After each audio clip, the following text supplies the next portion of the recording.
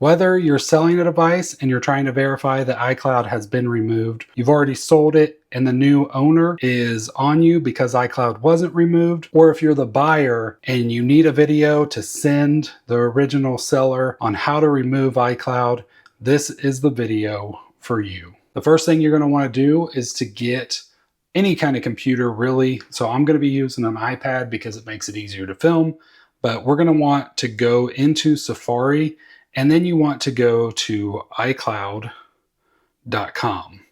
So now I'm already signed in to make this a little bit easier, but once you're in here, you can tap the little menu item right here.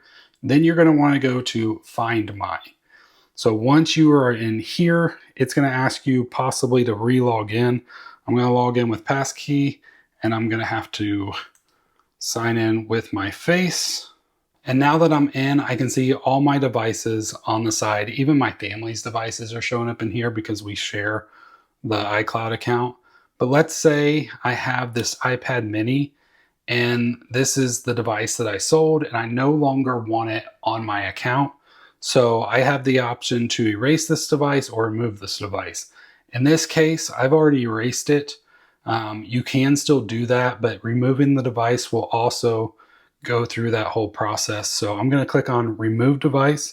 Now the iPad is linked to your Apple account. Removing this from the iPad from your account will allow it to be activated and used by another person, repaired, or traded by Apple. So this is exactly what I want because I've already sold it or I planned to sell it and for some reason it didn't get removed. Just once again, I want to warn you, make sure you're clicking on the right device, because if you're clicking on a device that you don't want this to happen to, it will add an extra headache.